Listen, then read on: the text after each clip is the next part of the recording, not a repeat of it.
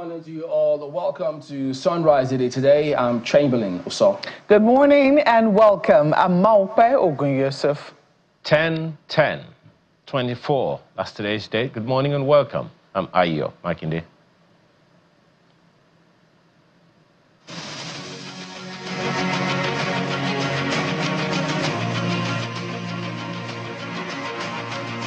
Ayo, let's hear you. Well, this is Uluma Rock.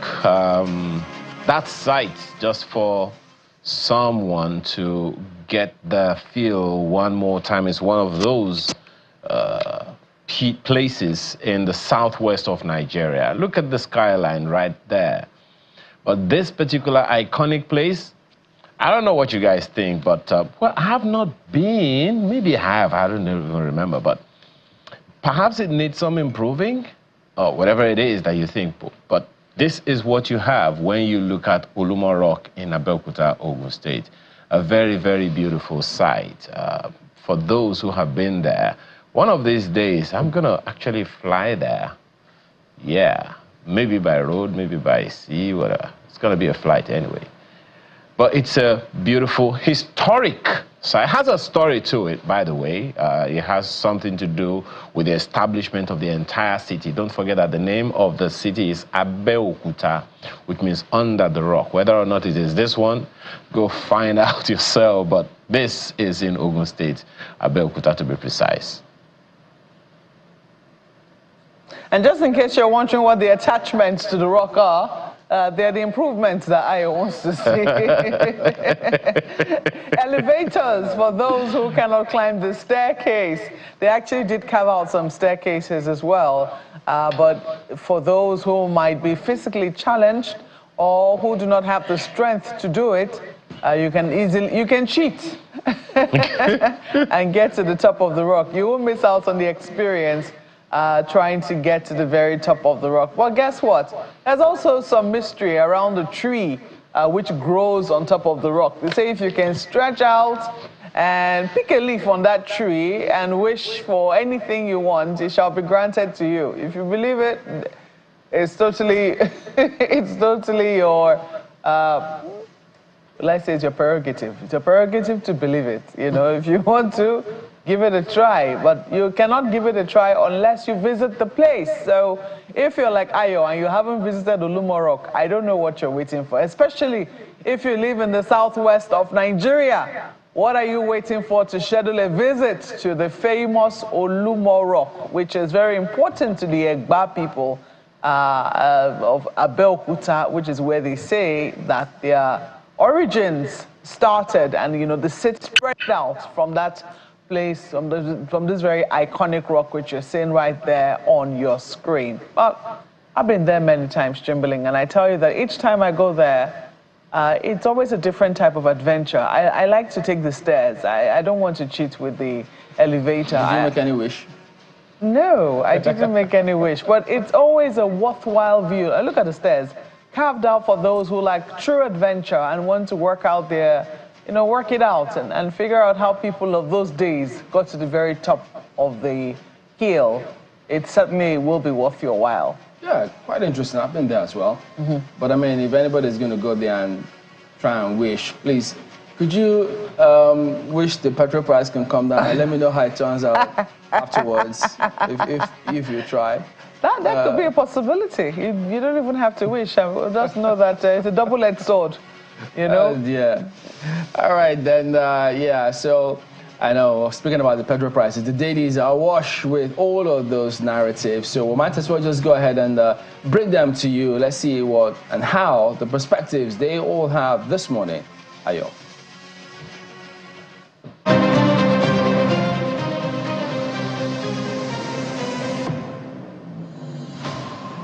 Fuel price hike. That is a major story this morning on the front page of the Vanguard newspaper. Anger as petrol price goes up third time in 2 months. Price up by 15% to 1,003 per litre in Abuja, 998 in Lagos. We're seeing complete deregulation according to marketers. Latest increase regrettably ill-timed according to CPPE.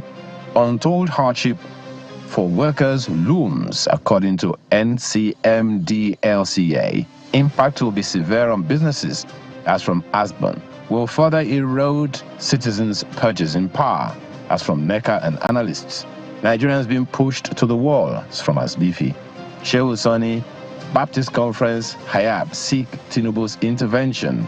NLC demands reversal, says it's an aberration. Details of that story on page 5 of the paper today. Nigerian Tribune. NLC kicks as NNPC sells petrol for 998 naira in Lagos, 1,025 in Ibadan, 1,030 in Abuja. That story is on page 30. Brace up for further inflation, higher costs of goods, services. As from Wealthgate Advisory Boss. New pump price gradually reflecting deregulated market. That's coming from an operator. Find the details of that story on page 3 of the paper this morning. Look at the front page of New Telegraph. Deregulation. Transporters promptly hike fares as NNPCL again adjusts PMS price upwards. Lagos 998, Southwest 1,025, Abuja 1,030, Southeast 1,045, South 1,075, and Northeast 1,070. More details on pages 2 and 3 of the New Telegraph newspaper this morning. Daily Trust. NLC demands petrol price hike reversal. FG denies involvement as NNPCL adjusts cost above 1,000 naira per litre. It's unbearable. That's from Citizens. New pricing unfavorable to us. That's from IPMAN. Find the details on page 4. Nigerian News Direct. Again, NNPC raises petrol pump price in 2 months. Excuse resurface in Lagos, Abuja, Ogun. Economy not ripe for full deregulation. That's from CPPE. Increase will further deepen poverty, job losses. As from NLC. The details of that story you'll find on page 4. The consequences of all of this is what's represented on the front page of the Guardian newspaper. Frustration, hardship sink more Nigerians into depression. Page 6 of the paper has the details, and look at the infographics on the front page speaking to health facilities seeing 200% hike in mental cases. The details you'll find on the inside pages. Blueprint has this one. LG autonomy. Senate moves to amend constitution, urges states, LGs to comply with Supreme Court judgment. Find the details of that story on the inside pages. Same story is on the front page of Daily Times today. LG autonomy. Comply with Supreme Court verdict. Senate tells governors. Warns governors not to tamper with allocations to 774 councils. NAS will alter any aspect of our constitution to ensure full autonomy for local government administration. That's coming from Akpabio. The details of that story you'll find on the inside pages of the paper this morning. Business Day has full deregulation to break petrol scarcity curse as new prices emerge. The details on the front page continues on the inside pages. These are some of the papers we have for you today.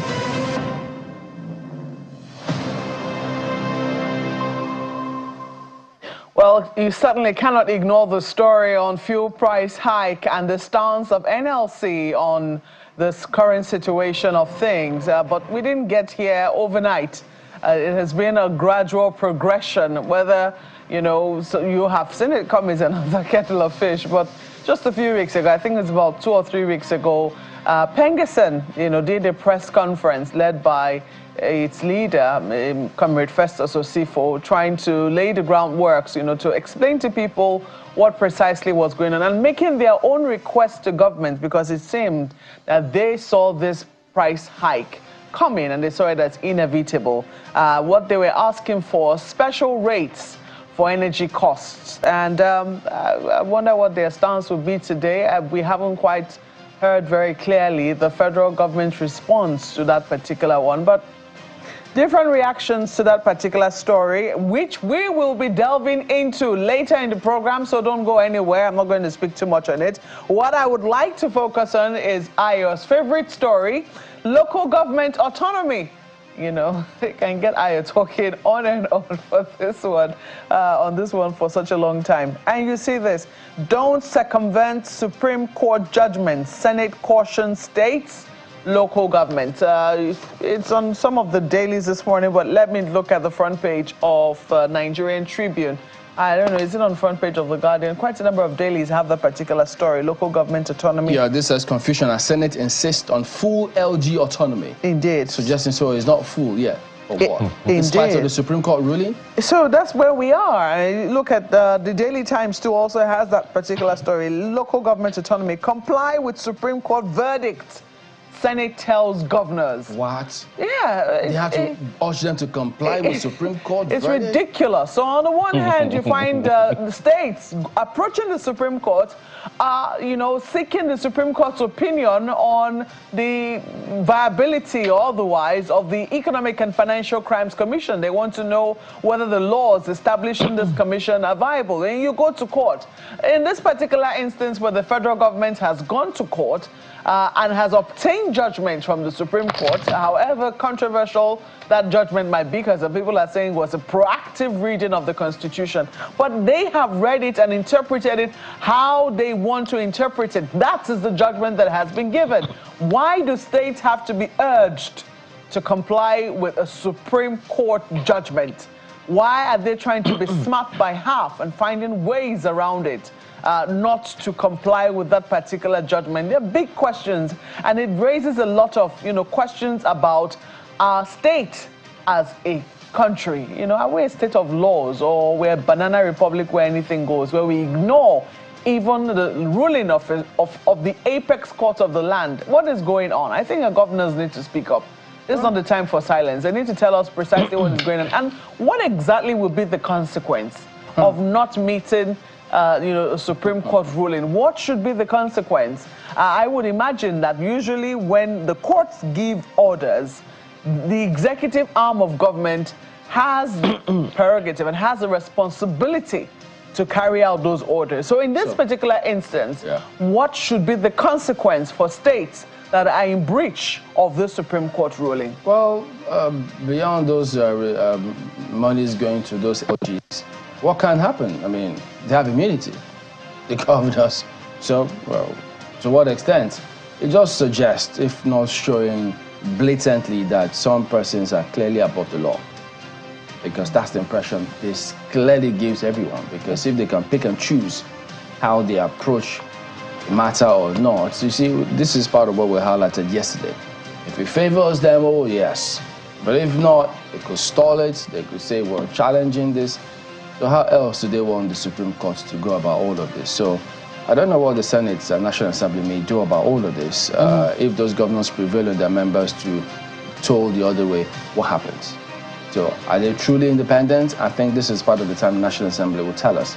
But we also know that the state houses of assembly in their pockets. So exactly. Forget about they need to sit up. Don't waste your time with the state assemblies. They can never do anything to stand up against any of those governors. That's what happens. Isn't it a shame, really? Well, our stark reality, we stand correct. We'd like to see if they say we're wrong. Okay, let us see it. Let's just simply see it. So that's just what it is. So at the moment, but it will be very, very disappointing in a democratic dispensation to say those who came to power via the rule of law are disobeying the same rule of law. So shouldn't we just go all out and say, okay, you know what, no more immunity. Everybody, you're equal before the law. Whatever happens, happens. How about that? Ayo.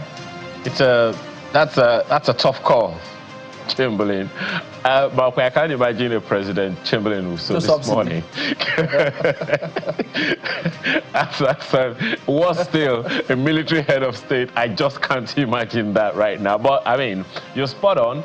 It was in August, I think, that the federal government set up a committee, and in agreement with the states, to a 3-month moratorium on local government autonomy. In fact, if you remember, the federal government set up a 10-man implementation committee of that Supreme Court judgment, and to imagine that this urging still has to be a matter in contention. That's a little worrisome. What's also interesting is that we've had governors in office who refused this whole idea of local government autonomy, only to get into maybe the Senate or out of government and find out that, look, this is actually a good thing. So it's in our interests for these things to happen. Ultimately, the state governments have to comply with the Constitution and the Supreme Court, because I think essentially what the Supreme Court did was just to interpret the Constitution. It is in the Constitution that the money that belongs to the local governments belong to the local governments squarely, and the states should make contributions to that purse. So if the money from the federal government is going straight to the local government, money from state governments should also go straight to the local government. So do they have their own contributions to it? And I think that's another matter altogether. But you know, in the spirit of the World Mental Health Day, this is what I'm interested in this morning. Frustration, hardship sink more Nigerians into depression. Well, as we mark the World Mental Health Day, I think it is auspicious for everyone to pay attention to that part of your life. Pay attention to your mental health. Pay attention to your state of mind. There is no point worrying over something you can't control. Fuel price hike has come. Yes, it has come. What can I do about it? I was having this conversation with you, Chamberlain, privately, that look, if you do a calculation of how much you have to spend on fuel before now, it was quite something. If, for instance, you have a 50-liter tank and you have to fill that 50-liter tank and you have to pay 1,000 naira, then that is 50,000 naira to just fill that. Hitherto, maybe it was just 20 or 25,000 naira, and now you have to pay 50,000 naira.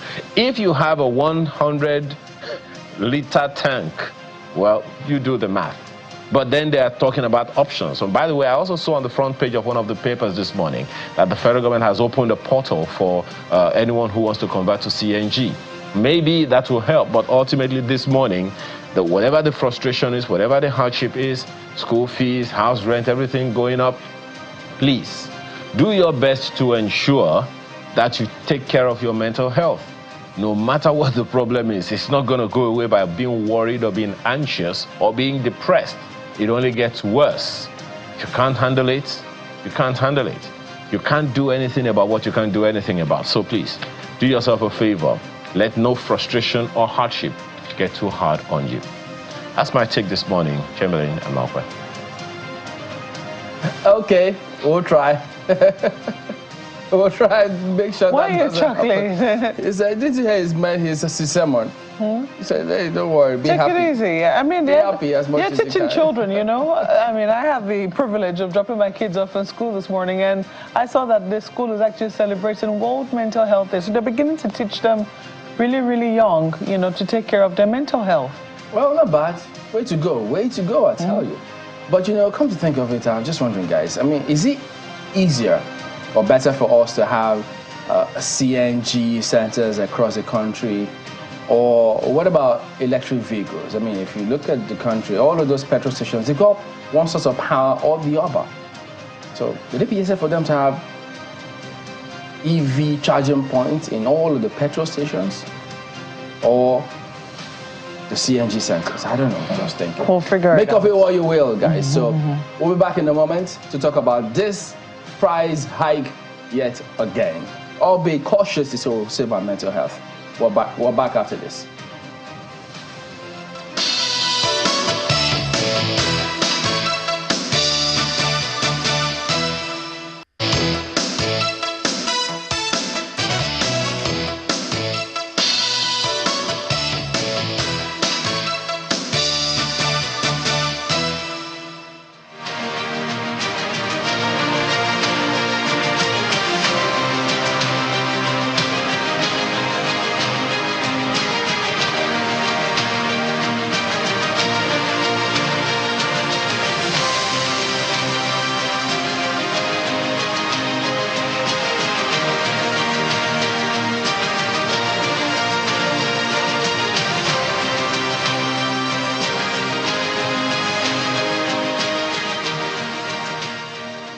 What next after the petrol price hike? As NSC President Judge Gerald did ask in a statement. But we've got two gentlemen joining us here this morning to weigh in on this new, yet another increase in the price of petrol in different parts of the country. Here in the studios, we've got Abubakar Darima, who is the president of IPMAN, Then joining us virtually, Dr. Aide who himself is an energy and policy law expert. Gentlemen, good morning. Thank you for joining us on the program today. Yeah, good morning, Chamberlain. Let me start with you. Good morning. Thank you for having us. All right. Let me start with you, Mr. Garima. So this petrol price hike, yet another one. Well, I don't know if it's to say how is IPMAN receiving this one, because I mean, I know you've spoken several times about how IPMAN needs to be part of the main players. But with this increase, what's IPMAN's perspective about it? Well, you know, now we cannot call it increase, but rather we can call the removal of subsidy, deregulation. Now deregulation has started taking place fully. So we independent petroleum marketers, we are not against the removal of subsidy, but the channel that NNPC is following, that is our main concern. When you say the regulation is going on fully and subsidy, is that to suggest that at the time the president announced this when he took office, up until now, subsidy wasn't fully gone and it wasn't fully deregulated market? It wasn't? Yes, now today, the fuel is fully deregulated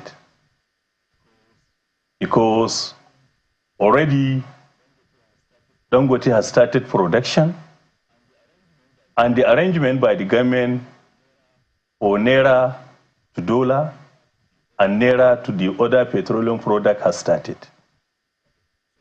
Okay, so what is it that Nigerians are going to see from now moving forward that was happening before, for instance, that won't happen again, now that you say this has now been fully deregulated and subsidy is completely gone?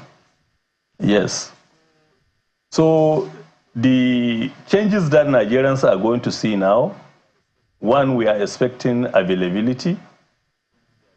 Since there is no subsidy, it's not only the NNPC is the sole importer, other marketers too will participate. And the same thing in buying the products, other marketers too will buy product direct to Dangote. It's not only NNPC. So our major challenges now, we as independent petroleum marketers, is already we have an outstanding debt by the NNPCL, and NNPCL collected product through Dangote at a lower rate. That is, it's not up to 900 Naira, but they are telling us now to go and buy this product to them at the rate of 110 Naira in Lagos, 1,010 Naira in Lagos, 1,045 Naira in Calabar, 1,050 Naira in Port Harcourt, 1,040 Naira in Wari. Just before we go to Mr. Ayodele, I wanted to just quickly, because we didn't get here overnight, as I did highlight earlier in our opening conversation. We heard on Monday NNPC announce the fact that they were no longer going to be playing the middleman role. So before now, they had purchased in bulk and then distributed, you know, from their own depots to IPMAN. Is that correct? Yeah. But now NNPC is saying we're no longer in the middle, so you can approach those who are producing directly and go and buy. Is that correct? Yes. So if that is the situation, do you have a problem with that? Yes, we have the problem in that because already we buy product through them, and so sudden when they make this increment, they tell us to go and add money and buy above what Dangote is selling product to them. So that is the reason why we tell them they should see how they will return our money back to our banks so that we can go direct to Dangote and buy, if that should be the case. Sorry, what does that mean? You should add money to where? To them or to Dangote? To them, yes, to them. Because presently, our money is with them. For which month? For which? For almost 3 months. We buy, normally we buy product direct through them. And is it ahead or? Ahead before loading. They are not selling product credit. We buy them. Anytime when they have product, they will call us to come and collect our product. So as a situation now happen like this, our money is with them. So we tell them they should either give us the price which Dangote is giving them, or they return our money back, then we go to Dangote and buy the product. What did they say? So that is what we are inside now. That is why you have been seeing this scarcity. When did you tell them this? Yesterday. We have started negotiating with them by yesterday, because the increment is just of recent, they do the increment. So when did they tell you that they will no longer be the middleman? We have been discussing. We tell them that we know that one. It was coming, you could see it coming. Because the fuel now is fully deregulated. So if it's fully deregulated, then automatically everybody will go and purchase the product. Dr. Oni, let me ask you. I mean, since you're well versed in the energy laws as well, so could you talk to us about this operations at the moment now? Are we going to regret this PIA if it kicks on full at this point in time? Okay, interesting question. I think that first, what the steps being taken are according to the law. Section 205, I believe, 1 of the PIA states that prices of petroleum products, wholesale and retail, should be based on unrestricted free market pricing conditions. Now, that's what is sought to be done. Now, that said, I think it's about more the broader economic issues.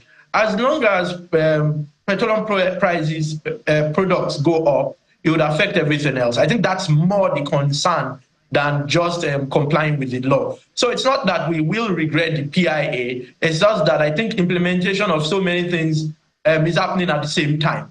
If we had done some of these over time, the PIA was passed in 2001. If we had done this, if I tried to do some of this since that time, and even earlier, during when the country was more prosperous, I don't think this effect will be felt this badly. But I think because of the broader macroeconomic issues, inflation, forex rates, lending rates, balance of payment, and those issues. So yes, it would seem like we're regretting the PIA. But I mean, I think what is being done is in accordance with the law. But there are also questions, almost every part of this country. Yes, the PIA is there, but is there anywhere where it also expressly states? Because part of the question lots of people keep asking is, for instance, how many times have we heard people specifically say, how is the crude traded? What are the dynamics? What are the factors? Is it transparent? Because several people tell us, if they are really transparent in that value chain of crude trade, we shouldn't be getting petrol at this price, that it should be way cheaper if they are transparent to Nigerians. Okay, so I tend to agree with you in part. Partly that transparency generally ensures that people have more comfort. Now, the oil and gas industry for a long time has been opaque, and that's been a challenge. That said, if you want to leave things to free market conditions, it then means that pricing will be consequential to your cost and your cost of production. And recall that, and we better start praying that the dispute between, I believe, Israel and Iran doesn't become full-blown, because we will then have crude oil prices go up, and people have estimated $100. Now, that said, still, it's a regulated industry, and the templates and how some of these pricing is reached should be made public. So I think the fact that the trust quotient is very low when it comes to government, governance, and leadership in this part of the world can also be responsible for some of these issues and some of the complaints. Yes, it's been the case that there's been a lot of opaqueness in that sector, and that makes people very uncomfortable, regardless of what you say. So I'm not one that believes that the prices If you want to be free market, I think this is about what it should be. And I've always said that, even on your program, that prices were likely to go up than go down, even with the Dangote, as long as food remains an international commodity and it's priced internationally. There are several dynamics to all of this, why people think that it should be lower, which we'll talk about probably subsequently. But let me bring this to you, Alhaji, since you're IPMAN, your association brings in products, you deal with this product. Has your group ever, for instance, said, why did they perpetually tell us you have the mother vessel, then you have the daughter vessel. So the mother vessel comes, and then by the time it lighters, it takes several days or maybe hours. So we know in between that period, a lot goes on. There are several costs that they factor in, which they haven't completely been open about it. Has your group ever said, since we always bring in petrol, since it's the mainstay of the economy, why can't we eliminate this daughter vessel power? Why can't you just get the mother vessel to berth properly here, dredge the area, reduce that cost component, and then it will impact on the ultimate price? Well, in fact, all these issues that you have mentioned is for the past. But presently now, since the oil is fully deregulated, that issue, I know it will be over. How? Because we independent petroleum marketers, we may be fully engaged in the business. Before, it's only an NPC is bringing these products. At the same time, it's only an NPCL is loading, has an offtake in Dangote refinery. I'm sorry, if you engage, are you telling us that you will only deal with the mother vessel? You don't need to relate to whatever you say is the daughter vessel to eliminate that cost component? No, you know, any vessel we can use it because we are being allowed to go and import by ourselves. So we doesn't have any challenges on that issue. Normally, the reason why you see we have a lot of challenges, this PMS before is only NNPC that can be able to bring it, and they are the only people that can be able to buy through Dangote. But with this current arrangement now, whereby Dangote will buy crude in dollar, and he will sell PMS and other product in Naira. Because we independent marketers, in most of the cases... Is it buying in dollar or buying in Naira? Sorry, Dangote buy crude oil in Naira. Yeah. And we too, we buy his commodity in Naira. So with this present arrangement, we just what we are after. Let Dangote be giving us this product direct, not through the NNPC. And just what happened now, what I have been saying, NNPC, like now, let me cite an example, like in Lagos. They say we should come and buy this product at the rate of 910 because of this increment. With our money that stay in their hand for over 3 months, they say we should come and buy 910. But in their filling station, in their main filling station, they are selling this product at the rate of 998 Naira. Because they are getting it in Dangote at a lower rate. How much? They are getting it is closely to 900 Naira. That is what they are getting. Do you know the exact price? Actually, I cannot say the exact, but later I will communicate to you and give you the exact value. But it's around 800 to 900 Naira. So some people argue that that's because of their own negotiating power with Dangote. That if IPMAN too were to come together as one body, perhaps they will be able to negotiate something lower too. Yes, we accepted with that one, but now our money is with them. So we tell them they should either sell it the way Dangote is selling to us, or they should return our money back to our various accounts. How much are you asking them to sell it to you? We are asking them to sell it at least the way Dangote is selling. We are Nigerians. We are the same marketers like they are. But what is the way? Which way exactly? The way... 800? No, it's 800 and it's somewhere between 800 to 900, just like what I tell you. So by the time when they sell it, then there will be a market competition. We come and compute.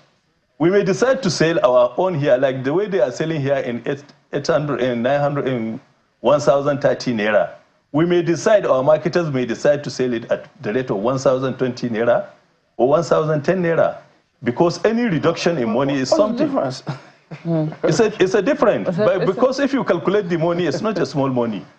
I want to know, first, can you tell us what patterns you have noticed? Because, I mean, we've seen NLC, excuse me, that's Nigeria Labour Congress, come out to decry this, to say this is not acceptable. But I want to ask you, as somebody who is very much involved selling to, you know, customers, Nigerians directly, what patterns have you noticed in your filling stations since the price of fuels started going up? No, you know, generally, people complain.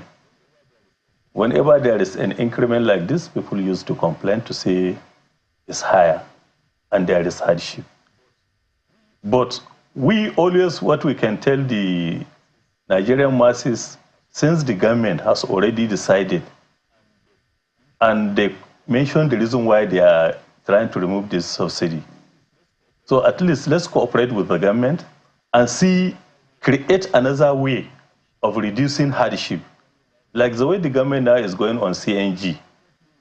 Definitely, you know, CNG is much, much cheaper than PMS. And we two independent petroleum marketers, we key in to the program. So you spend a lot of money converting first. To see that, almost $1 million plus, yes, depending on your call. But you know, just of recent, the government has started giving free charge of kits so that people will start converting. What I want to know is, how has patronage been at your filling stations? You know, normally, if there is changes like this, the patronage has to become very low. It's low compared to the way people are consuming before. In spite of the scarcity, because we're seeing a few queues surfacing here and there. Yeah. The patronage is still low, or there's no availability? Which one? No, the patronage too is low. There is, in some of the filling stations, still there is fuel. But what brings it, you know, as we independent marketers, we cannot be able to load, because since they make this increment, we didn't load a single truck, because we have to pay cash before we load the product. And the cash that already is with NMPCL, they refuse to load us those, since we have already paid the product, they refuse to load us. They tell us to come and complete the difference. And you know, completion of the difference is not a small thing, because there are some formalities which at least we have to follow before we complete. And secondly, when we come to realize that this is the price that they are getting this product through Dangote, and they are selling below in their pumps, in their filling station, they are selling below the price that they give us in the depot.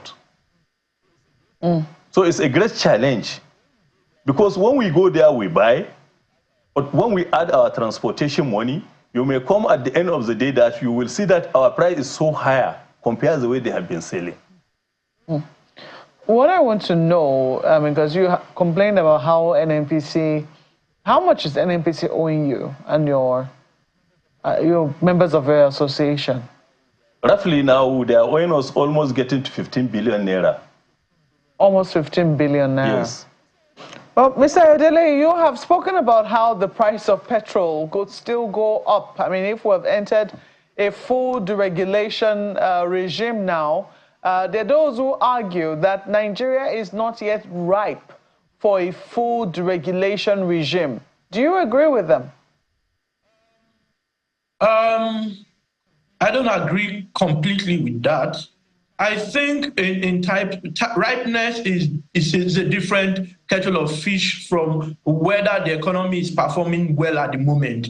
Right? If we had even done this 10 years ago, maybe it would have been better off when we had President Jonathan. The economy was quite prosperous at some point during his tenure. So ripeness, I think we're ripe, but whether the economy is doing well enough to take on all of these policies at the same time, floating the naira, deregulation, all of this is what I query. So it's not a matter of ripeness, it's a matter of whether this is the right time in terms of the economy. Ripeness, maybe even 20 years ago, maybe 15 years ago when we had Obasanjo or had Jonathan, we would have done this without so much of an issue. And incidentally, it's the current party. The current party played a role The current ruling party played a role in not doing that at that time. So my view is that it's not a matter of ripeness. It's just that the economy isn't doing well at the moment. So, well, I see you. I see that you've already spoken to a few other media houses here. You have said that. Well, maybe I should just take what it is that you have. Yeah, you propose that government should partially defend the naira with foreign exchange in the short term. This is something that Pengerson too has also advocated. They are asking for special rates, for special exchange rates when it comes to crude oil and when it comes to energy matters. Is it something that are you saying exactly the same thing with them in that regard? Or is this something you are saying for the generality of the Nigerian economy, that the central bank should go back to maybe managed floats for exchange rates?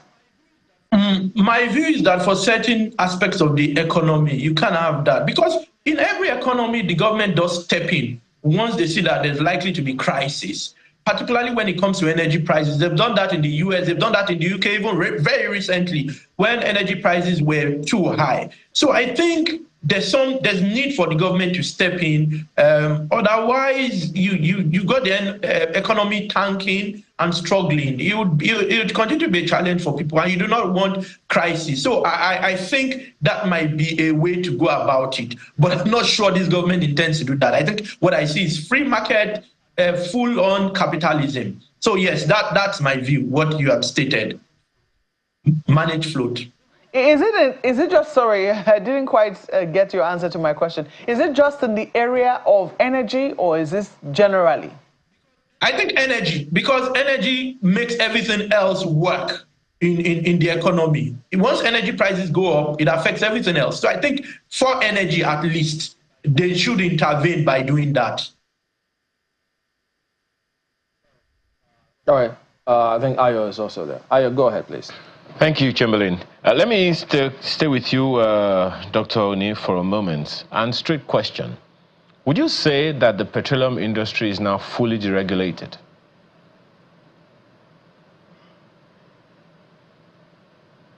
Sorry, can you come again? Is that for me? Yeah. Yes, it's for you, Dr. Oni. I said, would you say that right now, with this new development, the petroleum sector is fully deregulated? That's my view, that it is fully deregulated.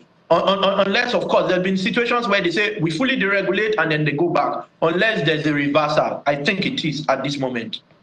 Okay, well, I'll ask you that question again in the light of something Chamberlain said earlier. There's a report out now, Transparency and Accountability Index 2024, something like that, that says that the NNPCL is one of 510 agencies that are scored very low on transparency and accountability. So if we are not sure of certain things, how can we really say for sure that certain things have been done? So what then is the consequence of this full deregulation, and for how long will this painful experience people are having gonna last? That's indeterminate, because beyond deregulating, you'd have to look at the broader economy.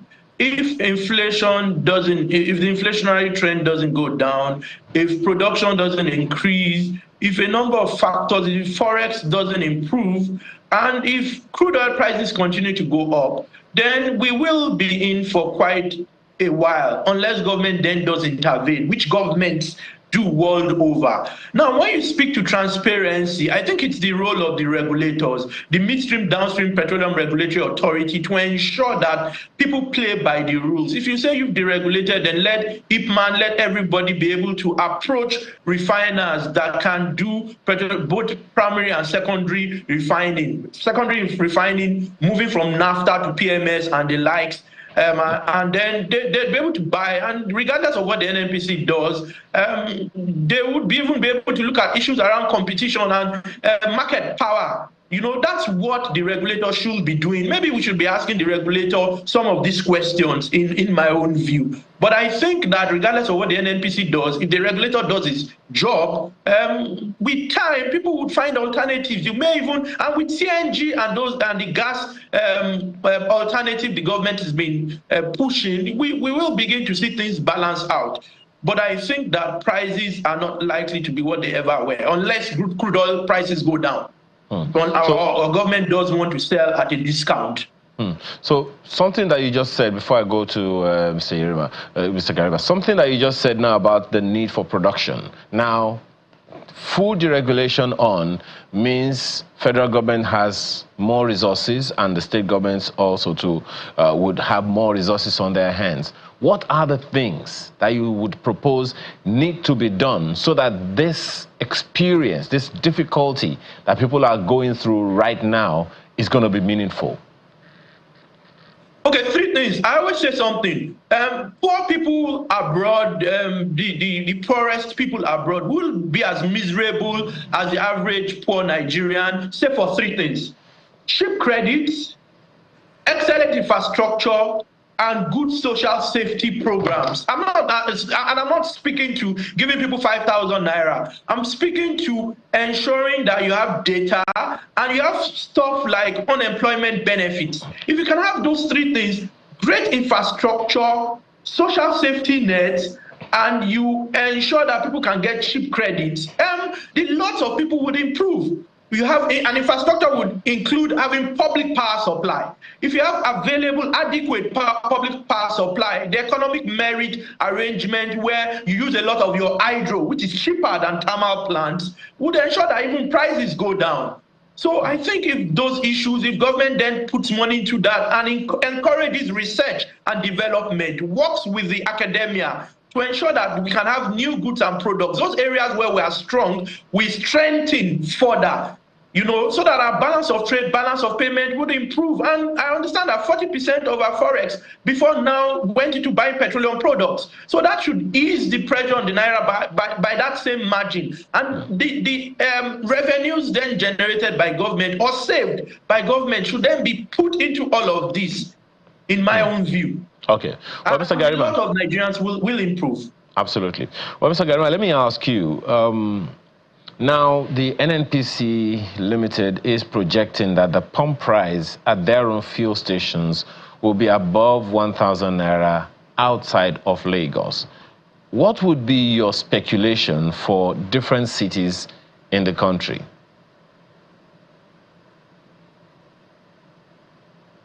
Well, in fact... Please go ahead, sir. Go ahead. Well, in fact, the issue is that NNPC presently, up till now, they give us this price at the rate of 1,010 in Lagos, 1,050 naira in Calabar, 1,045 naira in Port Harcourt, 1,040 naira in Warri. Therefore, if we are going to carry it in various places, it depends on the distance because we have to pay transportation money, which maybe, let's say from Lagos to Abuja, by the time when you add 17 naira for transportation, then you add the margin of the profit and other expenses, let's say 30 naira. So by the time when you add 17 naira and 30 naira, you have 100 naira. So by the time when you add 10 naira, that is 1,010 naira plus 100 naira. So the product will be somewhere like 1,110 naira. But our appeal is, presently, we have an outstanding debt with the NNPC. And we come to realize that the sector is fully deregulated. This NNPC, they are getting this product through Dangote at the rate of 898 naira per liter. And the same NNPC tell us to come and buy this product at the rate of 110 naira in Lagos. So if you look at that margin, we have almost 198. By the time when you subtract 1,898 naira by 1,000, you have a difference of 102 naira. Then plus the additional money for 1,010 naira, you have 1,012 naira, which will be just like a profit for the NNPC. So if this sector is fully deregulated, what we are claiming, NNPCs should either load us the way we have paid before, or they should allow us to go to Dangote, okay, source the product direct through him. Two things on this matter. First, some time ago you said you were going to go directly to Dangote to negotiate. That's IPMAN. What's the update on that? We have already started the negotiation, and almost we are at the final conclusion. That one is not a problem. So what we are just saying now, because you know that time, they didn't start this oil dollar to naira, naira to dollar. Yeah. So now they have started by 1st October as what the government has already promised, they fulfill their promise.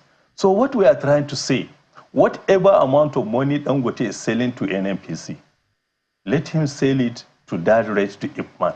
Okay, number two, if Dangote is getting crude from NNPC, yes, it's not, he has eliminated the cost, landing cost, from the mother vessel, daughter vessel, the insurance, how much it takes to lighter, all of those costs are gone. Why should you be buying, why should he be selling to IPMAN or NNPCL at 890 something naira? Why? No, it depends on the calculation. You know, they normally... What are the calculations? Well, actually, I cannot say, but Dangote will be better to answer that question. But all what we know, the amount that he is selling, we were not arguing much. No, but you're going to be buying from him. Yes. So you, of course, you want to buy cheaper. Yes, quite. So you will make this argument. You're in business to make profit. So you will ask him those questions. So is it going to be cheaper for you to import? Because Petron is saying, look, we will keep importing. So what will be the difference of those who are importing and he who has the refinery and is blending his product here in the country, getting crude from NNPCL? But you know, if you import it, how much do you think it will come to your country? No, if you're not importing, if you're getting crude from NNPC Limited, you're eliminating some costs. Why is it not reflecting? Or is it reflecting? Maybe you should tell us. No, to our own small calculation, we know it's reflecting. If you can be able to give NNPC at the rate of 898 naira. How is it reflecting? Well, it's reflecting because through our calculation, we come to realize that they said the landing cost is 1,000 naira as of yesterday. No, but before he started selling to NNPC, it wasn't 1,000 something. No, but you know, the dollar rate has a little bit changed. You know, always this thing is changing. It depends on the rate of the crude oil and the rate of the naira. Notwithstanding the cost of the dollar, we're saying that you're not importing crude. Or at least you're getting from the local refinery here. So isn't some costs being taken off the bottom line? Okay, me in a nutshell, I cannot be able to answer this question because our own argument is buying the products, not production.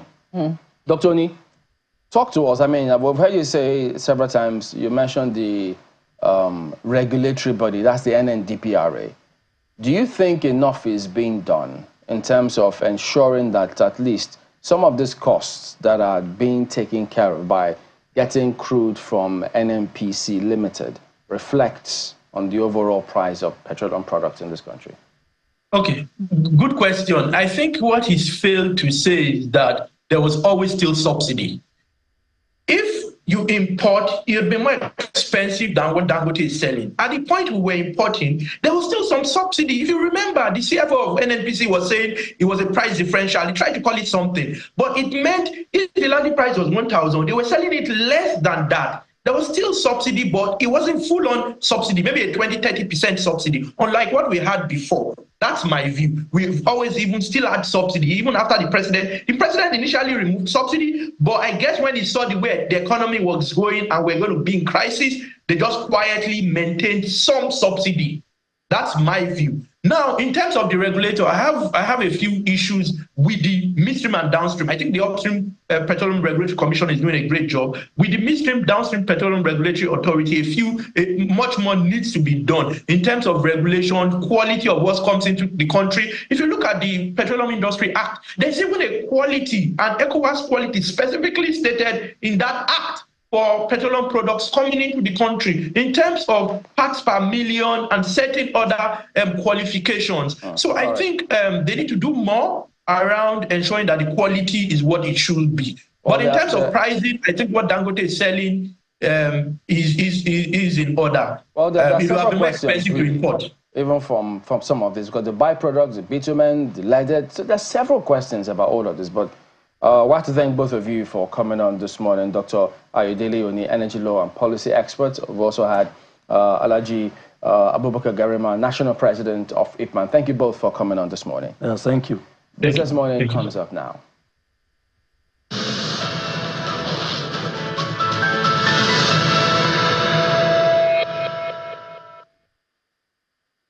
What else can we discuss in Nigeria at this time? Obviously, it's all about petrol price, subsidy or not, the future of it. Good morning, everyone. Welcome to Business Morning on Sunrise Daily. And we will continue where Sunrise Daily stopped today. It's everybody's business today, not just business, it's business. But first of all, let's look at what happened to the Naira, the close of trade yesterday. There was no intervention from the central bank yesterday. Unfortunately, there was a drop in the value of the Naira. So we see the NFM opened at 1,561. Remember that massive gain the day before because of the intervention from central bank. But no intervention yesterday. A whole 4%, more than 4% drop is what we saw. And that's about 63 Naira, 38 kobo to close at 1,625 Naira, 13 kobo. For NAFEX, there was also a drop, but not so much. It doesn't bear as much demand as the NFM. So NAFEX closed at 1,640 Naira, 72 kobo, having lost just about 9 Naira, 80 kobo at the close of trade. Now, in a bid to make it easier for taxpayers and satisfy them more, the Federal Inland Revenue Service has launched an unstructured supplementary service data, USSD. The code is star 829 hash. That's what they call it, and they say specifically to improve taxpayers' satisfaction. So there you have it, star 829 hash. And the initiative, they say, will make Nigeria the 6th African country to deploy USSD code for simplifying tax payment processes. Was launched by the FIRS chairman, Mr. Zaka Dedeji, and a statement by his special advisor on media, Mr. Daria Dekombi, says that it can be done. Taxpayers can do this on any mobile telecommunication network in the country, and they can now get across to FIRS real time on issues relating to retrieval of taxpayers' identification number, that's TIN, verification of tax, clarification, a clearance certificate, information on tax types and rates, and locate the nearest FIRS office, as well as get answers on general tax-related inquiries. And they do emphasize that you can actually do this without the use of data or active data on your phone.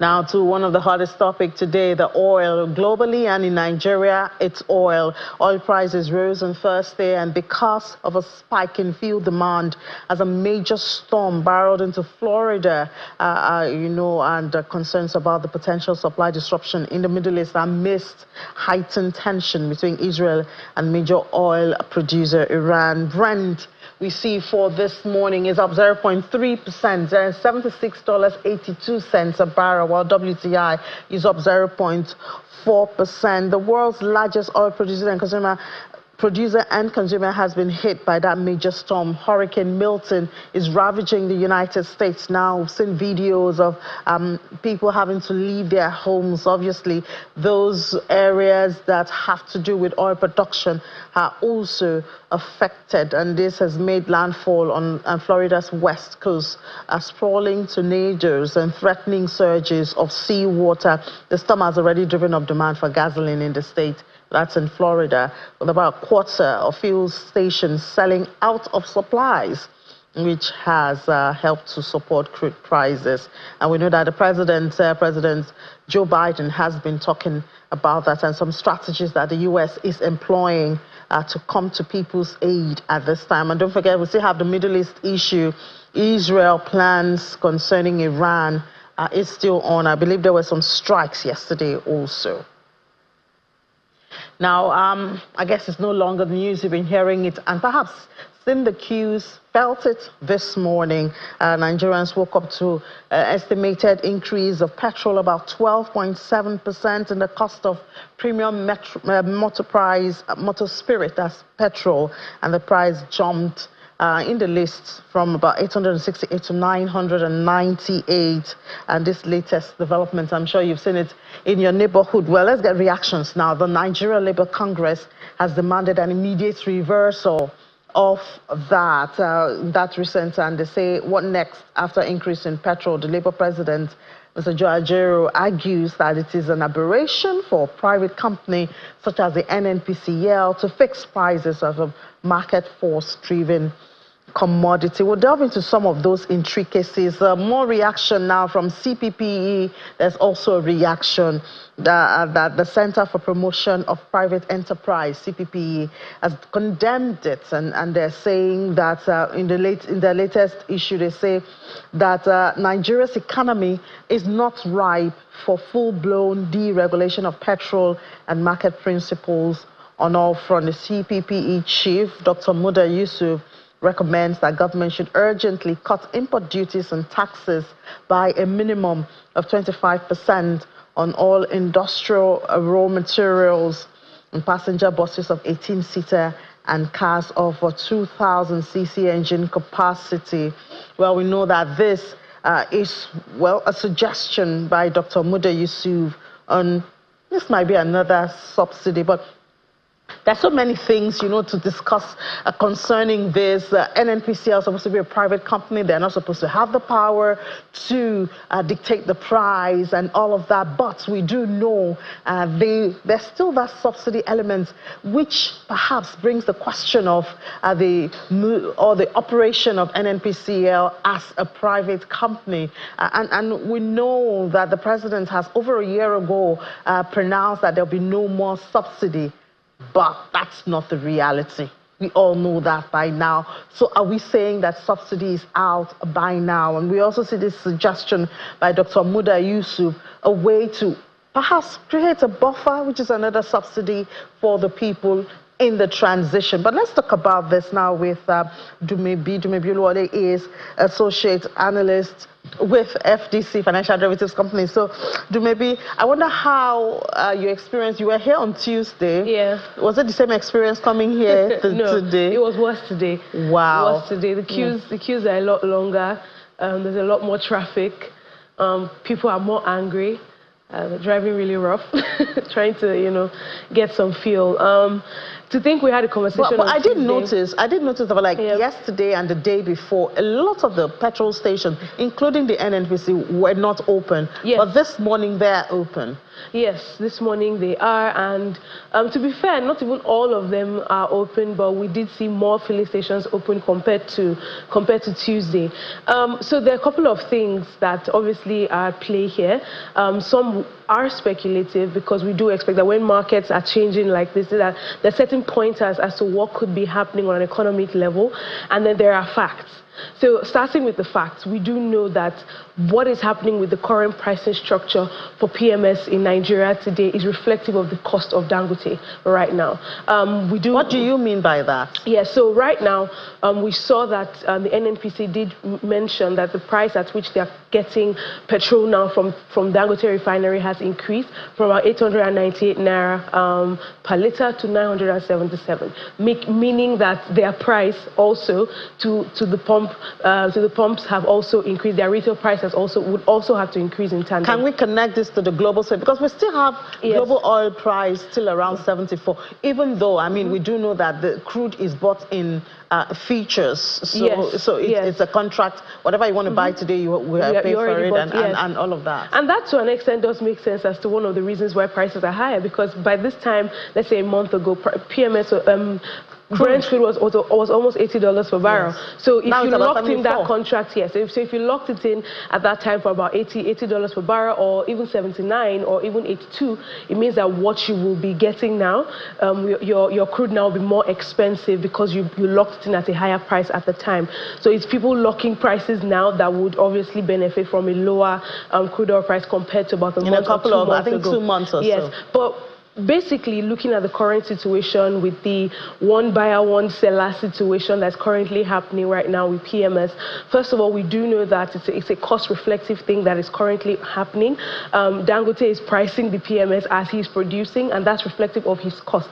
And one of the things that we do know is a point that, like you mentioned, the increase in global crude price. Remember, on Tuesday I mentioned that the Naira for crude deal we won't start seeing the benefit of that in terms of, because it just started October 1st. So meaning that there's going to be that time lag between when that would have a positive impact on crude oil, on PMS prices. And more importantly, when you analyze the amount of crude that Dangote is actually going to be receiving from Nigeria, from NNPC, when we look at how much that would give to them, how much they'll be able to produce in terms of PMS per liter, what that gives us is about 6 to 10 million liters per day.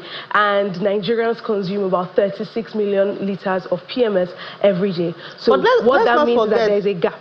But let's not forget, maybe, that I believe that as a refinery, Dangote has they already have some feed, some stock feed, because we did hear some time ago that they were importing WTI, which is cheaper, and I believe they said there's a mix, there's a mix in the crude and all of that. So I guess that Dangote would also be looking at other sources for crude, so the country is not stranded. Yes, and that's exactly where we're headed. So if they are getting other sources for crude, how will they pay for that? That's in dollars. And if they're paying for that in dollars, it means that at the moment, they still have a blended exchange that they're working with that's making their cost of production actually high. Because for them to meet that gap I mentioned in terms of consumption, which right now is about 20 million liters, 20 to 24 million liters, for them to meet that gap to satisfy the entire petrol consumption in Nigeria, as of today, it means that they would have to still keep importing to meet that gap. And what that means that their cost of production is still relatively higher. But primarily, I would say that this is a teething problem with Nigeria's current PMS pricing structure. And there is room for us to make sure that there's some level of stability. And one of the things that I mentioned, and this is where you are now going to the indication of some of the things that are happening right now. Where we are headed right now, number one, it does point to the fact that there has to be an increase in Nigeria's refining capacity. So all our defunct refineries, I know I said this on Tuesday, but repeating it is extremely important because this is where it does lay emphasis on. We cannot solely rely on Dangote because remember, he's doing business, right? And if everyone has to follow that, so he can decide to export. Of course he can decide to export. It's his business. We can't dictate what he does with his business. Just like we can't dictate what any manufacturer would do with their products, right? If he decides to change his business model today to say import, he has a right to. But again, remember, because we're in a position where Nigeria needs as much PMS as it can, considering the shocks that we've had and the knock-on effect of higher petrol prices to food prices, to cost of living, he's extremely important, for this particular period. But I think maybe at the end of the day, because I don't know, I'm a Nigerian, so can I please for a minute speak as a Nigerian? Yes, please. We're just tired of all the uncertainty. Yes. Can we now say that subsidy is gone so that we can actually know for a certain this is the price of petrol? Yes. If there's a change in the global space, we can expect a change and not say, oh, government is paying subsidy today, tomorrow government is not paying subsidy. You know what I mean? Can we now truly say there's no more subsidy in this equation? So we are just I can go and buy, it's expensive, yes, but that's it. And then we can now hold government to account to say, yes, you were supposed to be paying subsidy, you stopped. What is that fund being used for? I mean, I think Nigerians just need to understand some of this. Yes, and you're very right about it, because in governance there is that part of the government to play, to be transparent on how they are making money, how they are spending money, and the policies that they are putting in place. So you're very right that there's a lot of policy uncertainty, and to one extent that's one of the things that's currently affecting the economy today from an investor standpoint. If investors are uncertain about how your policies are being placed, and they are not even sure of the time frame for when price shocks like this are going to happen, it does have a huge and negative impact on the broader economy. So I do think that conversation needs to be had for all of this to somewhat adjust itself. Yeah, because even when you look at the capital importation, yes, you see that oil and gas only brought in about 5%. Yes, and this is our almighty oil and gas. Yes, but a lot of those uncertainty, it's not just frustrating the Nigerians in Nigeria, it's also frustrating investors. And so when we keep crying, we're looking for FX, we want to attract FDIs, and people are looking, are you really serious? Yes. Because we cannot predict the trend in your economy, then why should I even do that? Exactly. You're very right about that. And again, like I would say, this is a huge deficit that is currently happening with the government, and how it relates with all other economic agents, from investors to business owners to consumers. And until that trust deficit is bridged significantly, we will continue to see this uncertainty being priced as a risk premium for Nigeria. It would also even come up whenever we want to take up new borrowings. So it's a huge problem that the government needs to significantly fix right now. Yeah, fix right now. Yes. Thank you so much, Dumebi. Well, we will survive. We're Nigerians. We have thick skin, so we don't have a choice. We don't have a choice. Yeah. All right. Thank you so much for your time, Dumebi Oluwale. Thank you for having me. All right. And so while we're still talking about oil and gas, there's no oil this time. There's also the alternative of gas, cleaner energy. Don't know about cheaper, but LPG, the Association of Liquefied Petroleum Gas Association, believe that one solution to some of this petrol price and all that we're looking at is the conversion, or the attention should be given to cleaner and alternative energy. That's captured in this report.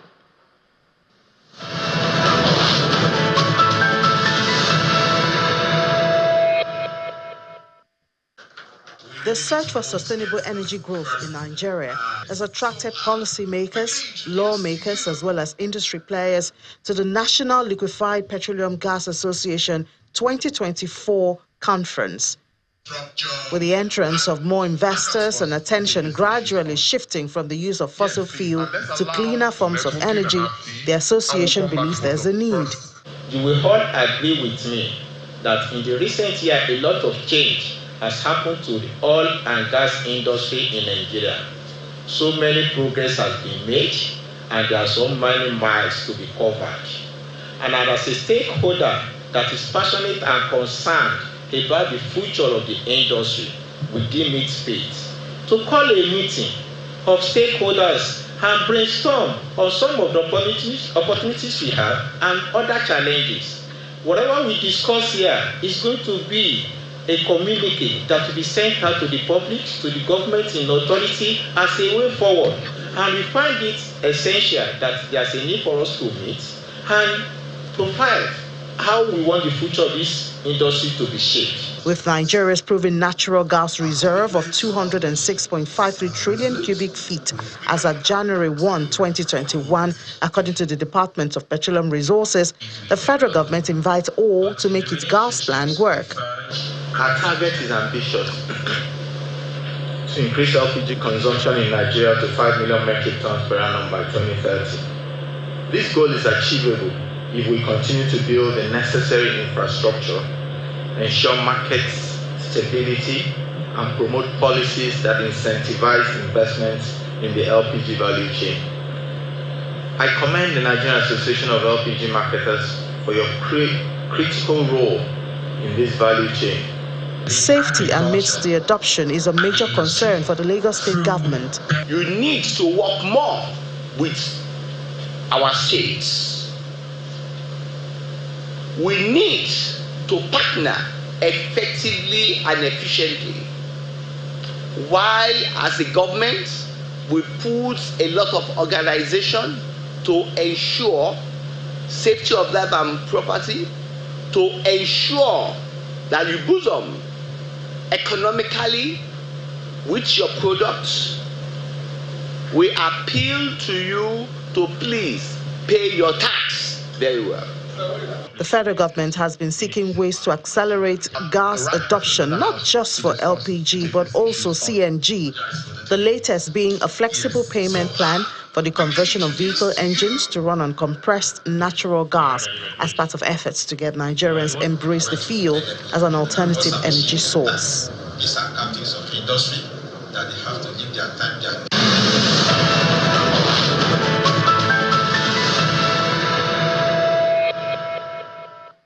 That's right, looking at gas now as an alternative as petrol price hike continues in the country. And of course, some of those who will be feeling this, individuals, businesses, especially small businesses. Our guest that we had yesterday told us how some businesses are actually dying off.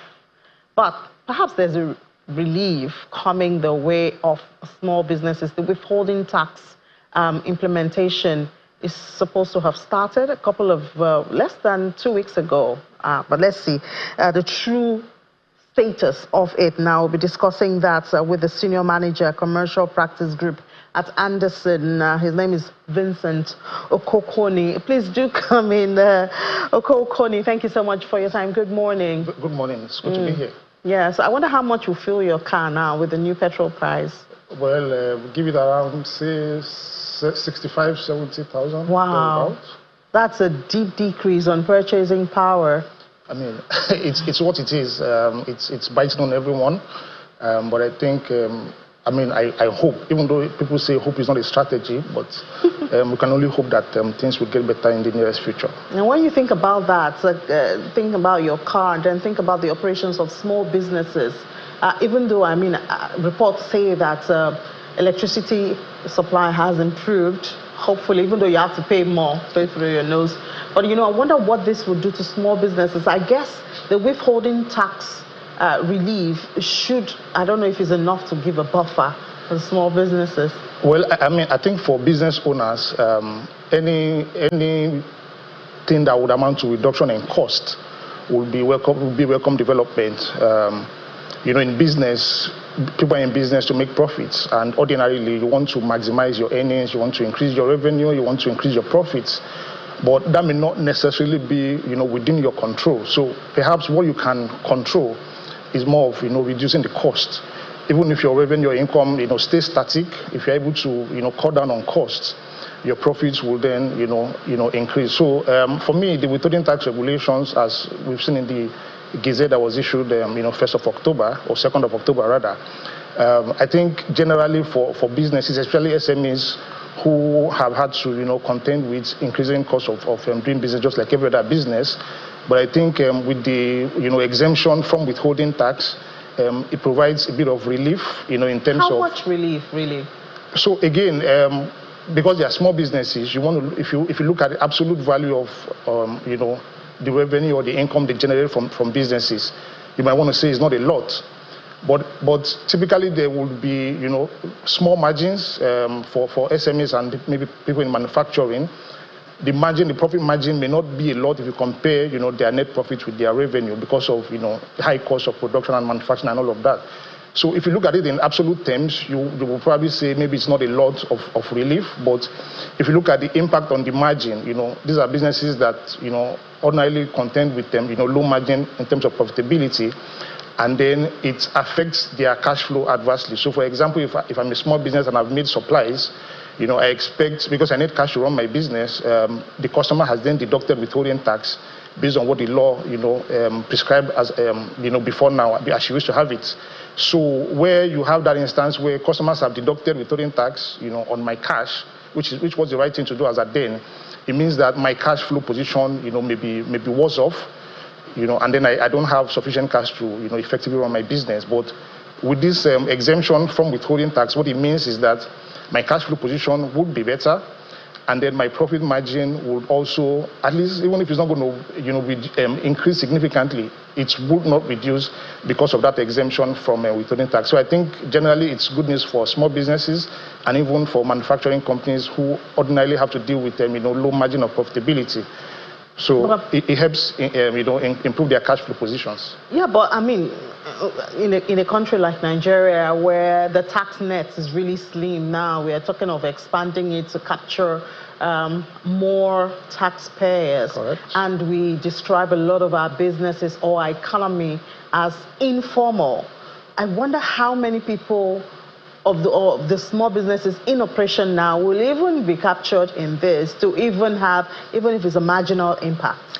Yeah, you are correct. And over the years, the tax authorities have tried to put in measures in place to try to expand the tax net and bring in more taxpayers. If you look at the withholding tax regulations, one of the objectives is to expand the tax net, curb evasion, and also simplify compliance processes. So, for example, where for non-passive income, for example, where you provided services to a customer, and if you don't provide a tax identification number, a TIN, what the regulation says is that the customer, when deducting, should deduct twice the amount. So, for example, if the transaction amount is what, say, 100 naira, for example, and the rate is 5%, ordinarily what the customer should deduct is 5 naira, right? But if I, as a business, the supplier, if I do not have a TIN and I have not supplied the customer with a TIN, what the law says is that that customer should deduct twice the amount, meaning instead of suffering withholding tax of 5 naira, I would now suffer withholding tax of 10 naira, which is double the amount that would have been deducted. So in a way, that would force me, to regularize my business, register with tax authorities, obtain a TIN, so that I prevent that instance where customers have to deduct double the amount they will have deducted, because ultimately what it will mean is that I will have less cash, to run my business. And like I mentioned, there have also been measures that have been put in place. I mean, the state tax authorities, for example, the LRS, I've seen instances firsthand where, there were measures, to try to provide taxpayer education, especially for, people in the market, small businesses, and all of that, to try to, educate them on why they need to pay tax. And then there's a, collaborative system where you are able to, agree on the method to, to assess them to income tax.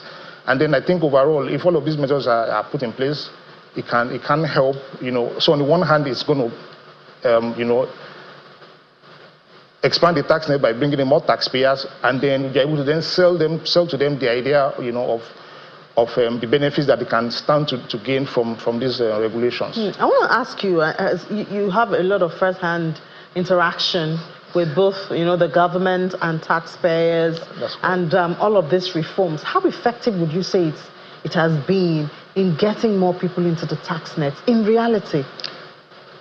I think there's been some successes that have been recorded, even though I think a lot more can be done. So, for example, you have instances where so there's a particular office in the FRS, for example, the non-resident persons tax office, and that office, what it tries to do is to, review transactions between Nigerian companies and offshore entities, and try to establish where legitimately there's tax presence or there's any tax to be paid, through cooperation with the Nigerian companies. They're able to, get information relating to the non-resident company, and then where it is established that the non-resident companies are liable to tax in Nigeria, those conversations can be had around, paying taxes. So in a way that could help expand, the tax net. There's also the, automatic exchange of information multilateral agreement that Nigeria is a signatory to. What that means is that the tax authorities in each jurisdiction that are signed up to that agreement, can exchange information, between those competent authorities, such that, so for example, if a non-resident company has paid money from Nigeria by some business transaction, say in the UK, for example, the tax authorities in Nigeria and the UK can, exchange information. But I'm thinking of the domestic, especially small businesses. Is there an improvement in putting them in the net? Yes, there are successes. Sounds like it's very minimal. But in the end, yes, some good news in terms of what has been achieved, but I think a lot more can be done. There's been investment in taxpayer education, like I mentioned, both on the part of the FRS and on the part of state tax authorities, because sometimes it's It's about not being aware, you know, for businesses to say, okay, I'm not even sure what I'm supposed to do. Yes, I want to pay, but I don't know how to pay, or I don't know how to go about it. I don't even know if this tax is exactly. being used So for a what lot of it's tax supposed to be education, used for. there's been I think investment that's in that that's a bigger one. But we have to stop there. Vincent Okoni, Senior Manager, Commercial Practice Group at Anderson. Thank you. Thank you very much for having me. The enlightenment this morning. Thank you. All right, so just before we head back, we'll tell you that yesterday was a red market again at the NGX. About 56 billion naira was shaved off the market cap, even though we're holding very slightly to the 56 trillion naira market cap level, but anything could happen. The activity chart was mostly red. Sectors yesterday, a lot of them banking, major, four of the figures went down, so we see it was down. And then insurance was down, oil and gas also down at the close of trade. But we'll give you intraday numbers at 1 p.m. That'll be a Business Incorporated. I'll be here along with Laddie Williams. We'll do 55 minutes around the world of business right here. But now let's head back to the Sunrise Daily Studio.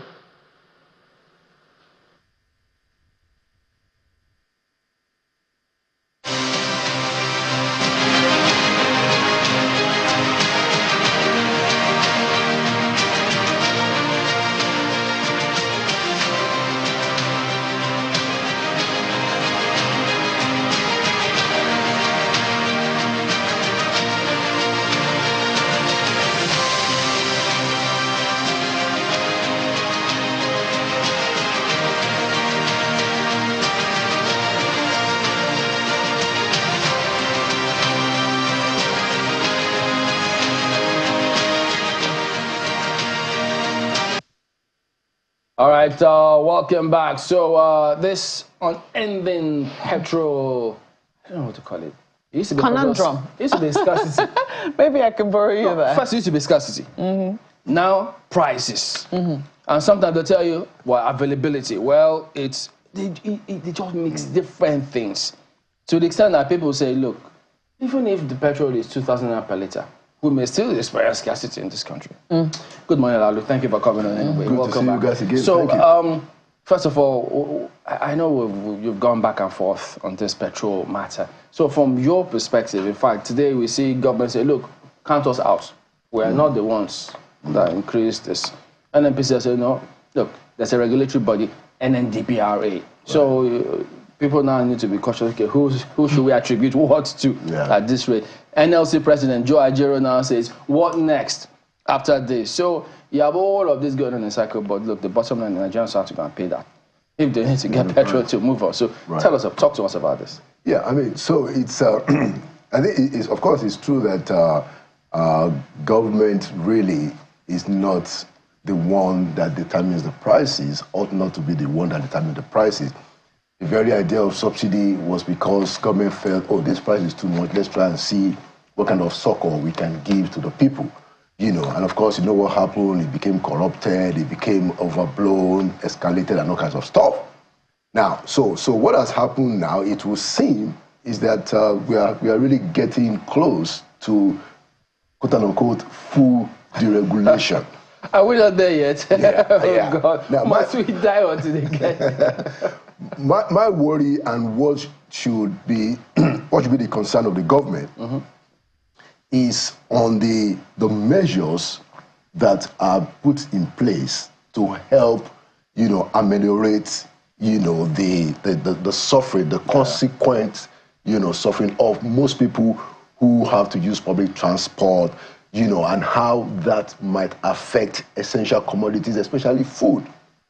That is the area where, you know, we haven't seen that kind of urgency that is required, you know. So now the price has gone up, and we are reading in the newspapers that, of course, the cost of transportation has also gone up. So it's going to be a multiplier effect. It's going to affect the prices of, you know, everything, especially food. So it is in that area of trying to ameliorate the situation, that is where I hold government responsible. We haven't seen sufficient urgency. Explain to us. Remember when former President Jonathan tried to do this government, all the hue and cry, and people thought all kinds of arguments went in. But they were trying to say was, look, they were telling them, put in place certain measures even if you have to do this. So people thought, okay, you put in place a proper transportation system, put in place probably price regulatory mechanisms to ensure you're reining in some people who may just want to profiteer and ensure standards are adhered to. So Nigerians are not usually getting the short end of the stick. Fast forward 2024, several years on, we're talking about the same thing. So one would have thought, when this government came up and made that announcement, you thought they had it all figured out. That, look, these measures are already in place. This is already going to be there.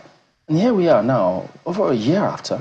It still appears as though we're grappling at straws. Yeah, I mean, regrettably, the government don't seem to have a handle on the impact. You know, I was listening to a government television last night where the acting president of the Road Workers Association was saying that what they told them regarding the CNG was that they were going to help them convert 100, vehicles per city, I think, for the transporters. But that even that has not been done. The guy said that they have not done 1%. Wow. Now, this is on government TV. So that just tells you what seems to be a complete carelessness, on the part of those who are responsible in government to get these things done. That is the area where government can bring in some succor to the people. And they have a lot of noise about this CNG. The guys who were supposed to receive it said not 1%. This is now 16 months after the government. Help us, Tracy. This is the problem that most Nigerians have. How does it work in government? If the president announces a policy, he's got several persons who are there to ensure that that policy comes to fruition, because he won't leave the villa and go and do all of those things. Absolutely. So who was supposed to be? There are people in charge of these things to make sure these things happen. And that's the point. And that's the point. Look, to a very large extent, what happens to a president or in a presidency depends heavily on the kind of people that surround the president. So critical. And I have seen it from inside out. What happens to a large extent depends on the kind of people that are around the president. I'm sorry, those folks who have the responsibility, they have not served the president very well. And I'm surprised that the president himself hasn't seen the urgency for him to rejig his cabinet. Now, but he keeps saying, I know we're suffering. I know this is going on. Yes. I know, but we're doing this. So why is the disconnect? Yeah. If he keeps saying that he sees something is going on. Because of course, I don't think the president will be happy that his new nickname is T-Pain. Clearly, no politician is going to like that. But he hasn't shown the kind of urgency that is needed. He has not. He has tolerated all kinds of, careless behavior around people, regarding people around him. He has tolerated it. Is it being meticulous to say, look, if I need to do something surgical, I need to be cautious and be sure that I'm doing the right thing? He should do that, but for instance, what is the point of the president telling us through Mr. Nonuga, the spokesperson, and say that, okay, we're going to actually do the rejigging? Why? Just go ahead and do it, Mr. President, because that has opened an industry in this city. The fact that, president says president has now confirmed there's going to be a reshuffling, so ministers are jumping all over the place, trying to save their necks, and instead of doing their job, the president should just fire the people he needs to fire and bring in new people. Now, how we got here is because of this CNG. Look at how much money has gone to the CNG. And yes, quite a few places, but the transporters on NTA, yesterday, 9 o'clock, on NTA, the transporter said, not 1%. Somebody should be banging the table.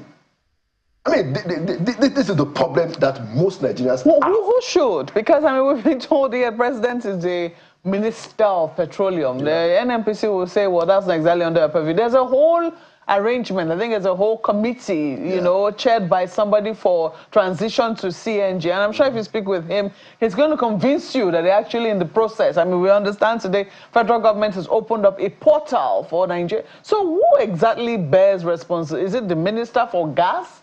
Because Minister of State for Gas, Minister of State for Petroleum will tell you there's actually a Minister of State for gas. Where precisely should we be looking, really? Honestly, I'm trying to find out myself too. And you know, so we must rely on the president who has the head of the matter, the box top at the table. You know, the president is the one that we know who is supposed to be. Which ministers, you know, we've seen some of the ministers, you know, go out and say that, okay, yeah, look at the vehicles. But we haven't reached any critical mass for the chairman of the road transport workers to say that they haven't done 1%. Of 100? Yes, I was flabbergasted. It was on NTA. 1% of 100 is one, literally. Yeah. In other words, you have not done one. He said that he said they told them they will do 100 conversions for them in each city or state, but they have not even done 1%. And these are the areas. Look, if the market is going to be deregulated, yes, we're going to have to deal with increases in pricing. There are other issues, you know, that I also think we should think about. For instance, do you know that there are vested business interests who still want us to be importing refined petroleum? Of course. Vested interest. That's now, to be expected. Yeah, so we know that they make money from bringing in the refined product, but they also make a lot of money in shipping it. So there are very serious interests who we want to frustrate. So what we have. Those are part of what I was asking in terms of the pricing. The IPMAN chap. And we thought, look, if we are importing, we've been importing this product, you know, take crude and then bring it back. And then they always tell us, oh, yeah, we have this shipment, the motor vessel, the daughter vessel, there's insurance costs along that chain because of how long it takes to lighter. Right. The daughter vessel, how long it takes, the ship, how long it takes, the demurrage, if they're also going to do all of those costs. Right. That's in just that chain alone, that singular that port alone. And now we say, look, if we're going to be giving Dangote crude in this country, even though, yes, it needs to get some other part to mix, to blend, in order to get petrol. Right. Even though it's one spec, there's supposed to be several specs. But isn't it supposed to affect the cost at some point? Which is part of what we don't understand. And that is the area where we need to talk to Mr. Dangote. Because Dangote Refinery has not told Nigerians the price that he's going to sell. Dangote Refinery has also kept us, has kept the matter arm's length. NNPC did make a statement, I think, a couple weeks ago and said, oh, okay, this is how much it's going to be. And they came out and said, no, that's not the price. But guess what? They have not told us. Yeah, and NNPC debunks that. I mean, as a matter of fact, they put out, which is very unusual of NNPC, they quickly put out a statement on Twitter saying that this is the price for which they have received it for this month, where I think the negotiations were in dollars at that time, and that this is the price you've agreed to sell to us in Naira, and that if your rate, what you're claiming now is different, quickly put out the price so that they can put the differentials to Nigerians. And there was total silence on the part of Dangote. And up to now, I don't think that Dangote Refinery has even given us any kind of inclination. Look, Nigerians embrace Dangote Refinery for common sense, okay? But it's also important for Dangote Refinery to also give us some hints. You know, the fact that we have Dangote Refinery, how are we going to save money? Mr. Dangote, are Nigerians going to save a little bit of money? Is it going to cost less? Or should we just be happy that it's available here? But some analysts, from what, if we can go with what some of the analysts that we've spoken with have said, they've said that it would not make much of a difference. As a matter of fact, we're looking at about between 10 and 15 naira, thereabout, if not less, in terms of difference, even though I find it very difficult to comprehend because I thought shipping costs were a lot. Yeah. But that's what we're being told, that it's not going to make much of a difference to the price of... I don't agree with those analysts. To the price of petrol in Nigeria. There are a lot of moving parts, and this is the problem, a lot of moving parts. For instance, the exchange rate, to a large extent, and I think part of the worry in the whole calculation is that, okay, so we're going to be selling to Dangote in Naira, we sell him, we give him the crude, he pays us in Naira, or, and then he also sells it in Naira. Ultimately, it's going to need foreign exchange because his debt, at least that, his debts are in dollars.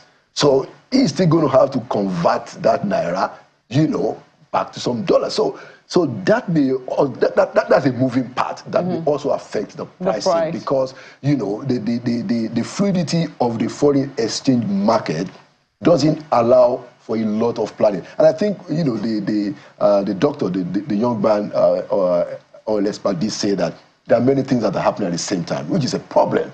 So we are still grappling with the correct value of the naira while this is going on for an international product. So anytime the naira value shakes, it also shakes the pricing. So it would seem that the business people are saying that, you know what, let's just put the prices high so that we can take some shock, which is how the Nigerian business people behave in quite unusual. But hey, that is what our environment has prescribed for them. Yeah. But the thing about that too, Marco, sorry, because they tell us that at the time it wasn't fully deregulated, and so when those prices went up and down, it fluctuated. It couldn't reflect because it hadn't been fully deregulated. Yeah. But today, 10th of October 2024, yes, that they tell us is being fully deregulated. Right. It means that what we should expect naturally is if the prices fluctuate, it should reflect on the pump price. That's logical, isn't it? Yes.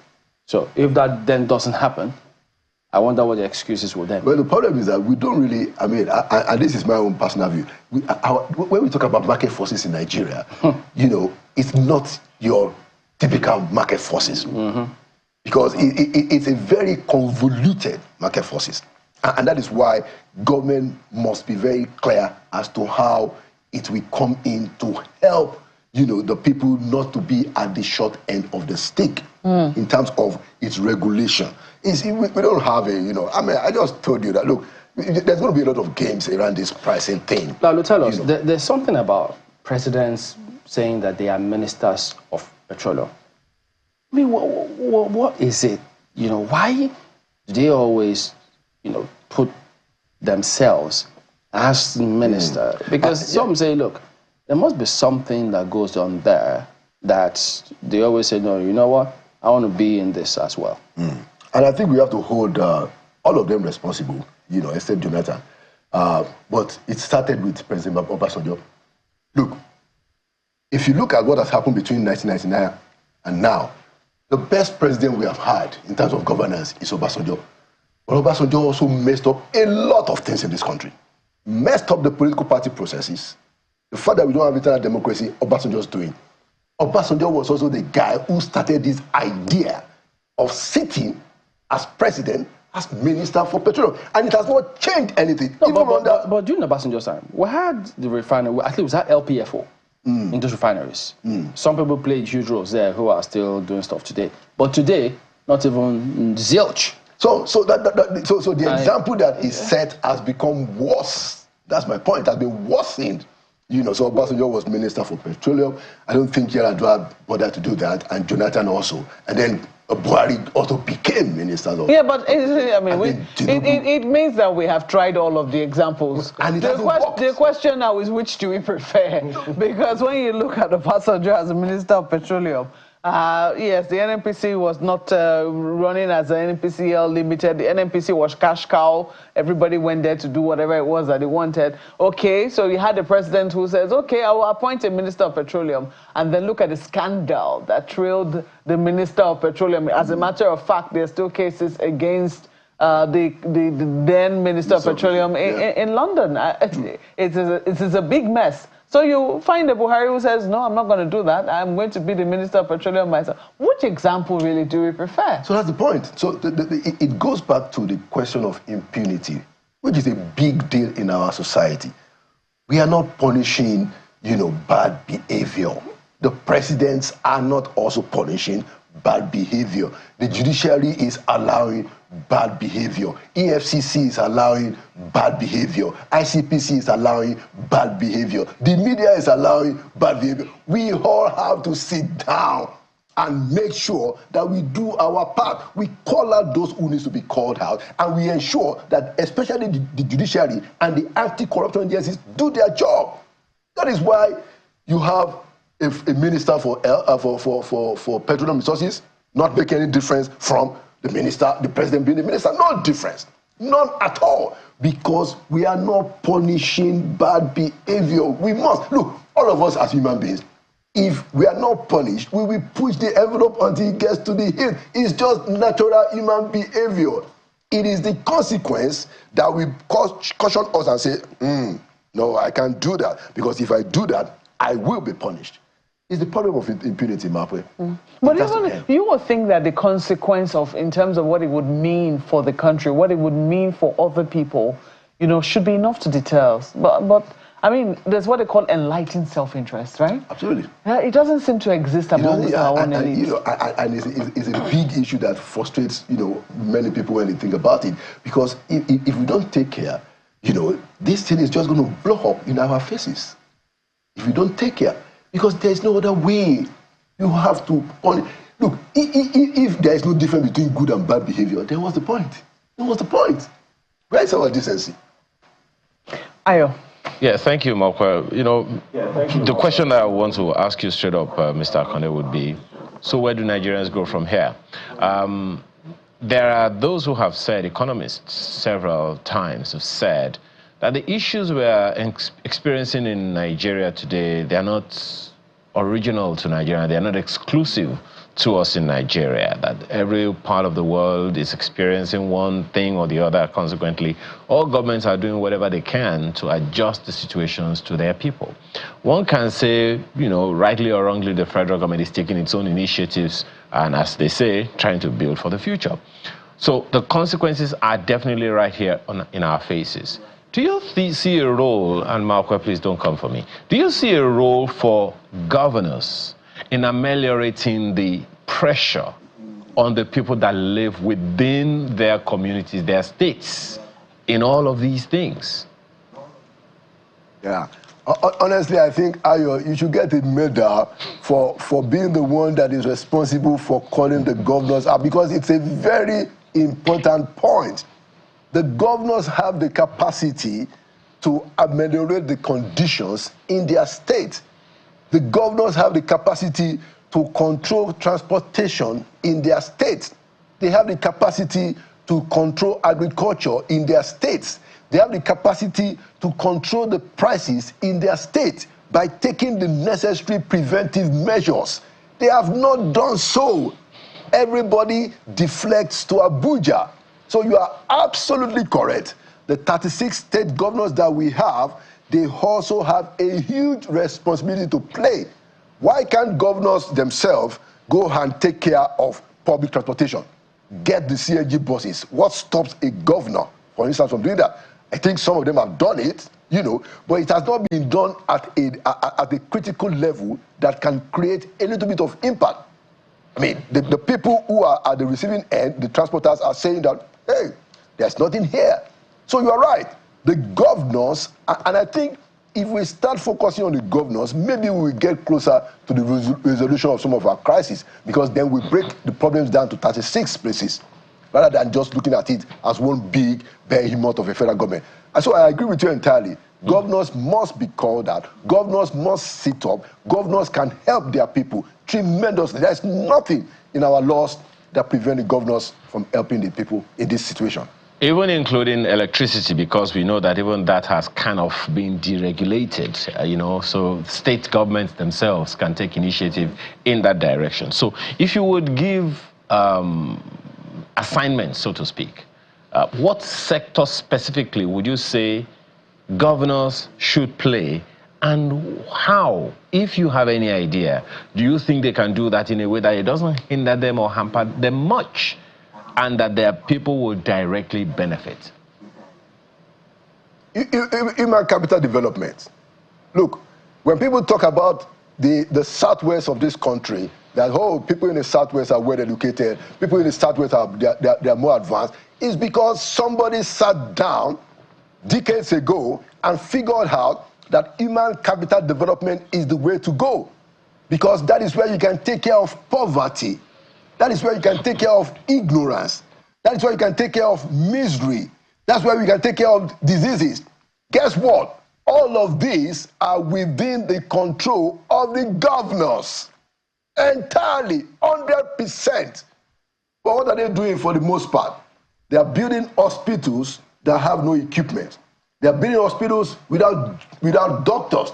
So two ministers, former ministers, have told me on inside sources that when they go around the country, what they find out is that states are building hospitals all over the place, very big buildings, but there are no equipments, and when there are equipments, there are no doctors. This is what is happening. People are just getting money to do procurement so that they can make their own cut. Human capital development is the way to go. Governors can end poverty in this country. In their state, they can. They can end ignorance. They can end disease. They can end misery. Why haven't they done it? In other words, state governments are the major part of the problem in this country. Clearly. Clearly. Did you hear that part too, that the National Assembly was saying that Senate is trying to insist on full autonomy for LGs, that states seemed not to be obeying the Supreme Court decision about LG autonomy? Yeah, I mean, so the governors want to frustrate that judgment. Even though Supreme Court has ruled. Yeah, look, let me tell you, I mean, one of the things that I find is that there are several Supreme Court judgments that have not been obeyed. Wow. You know, and it goes back to there are several people will just hide it as if it never happened. That is what the governors are trying to do on the issue of the local government autonomy. I think there's a little bit of complication indeed, I agree, because our constitution is supposed to be a federal government and federating units. But guess what? We cannot accept those states as the federating units because there was no time we sat down as a people and say, these are the states that we want. Those states were forced on us by the military government. I am of the view that the ethnic nationalities ought to be the federating units. Those are the natural inhabitants of that claim. But yeah, you're right. The governors want to frustrate that because it's a cash cow for them that is being terminated. And they want to frustrate. But I think we are going to have to fight them on the matter, and we must make sure that the local governments get their autonomy, at least to get the money, so that we can hold the chairman responsible for what happens in their local government. We hope they can do that successfully, because what they see, the people sometimes don't even know where to turn, because controlling local governments, we've seen the kind of fight that goes on, who controls local government. So, and how the people have also played the role. So it's going to be a long, hard road to walk. But thank you, as always, for coming on, Lalu Akon, the former presidential aide. Let's take a look at some messages coming through. Law Alpha, you say, knowing full well the strategic nature of prices vis-a-vis other economic realities, the government, through the NNPC Limited, should find other ways and means to shore up revenues and not via flagrant increases of prices of fuel, as it means suffering. Don't forget, NNDPR is regulatory body. They need to speak up. They've been mute for too long. Yeah. Well, Professor Enakena says the president holding on to the Petroleum Ministry is making it difficult to hold anyone responsible or accountable for the true nature of our refineries, whether the regulation is in place. Why is there continuous importation of petroleum products, or the purpose of having a private refinery that the federal government refused to patronize or support? But I believe that situation is changing now. On the one hand, NNPCL is holding on to IPMAN, or regular 3 months deposit, that's 15 billion naira paid in advance. The other hand, NNPCL is asking IPMAN to go to Dangote refinery to buy petroleum products. Where in God's name are they going to get another loan to buy directly from Dangote refinery? Something ain't right. That's what he says. Well, we have to thank apologies that, yeah, sorry, we have to go. So, but we'll see you tomorrow. Don't worry, you should have another session on this matter. I'm Chamberlain, so have yourselves a very good day, whether you get petrol or not, actually. Yeah, I hope you do. Kenneth and Festus Akinboyewa, thank you also for your feedback. I'm Mark Welcome yourself. And I'm Aio Makide. Do have a beautiful and productive day.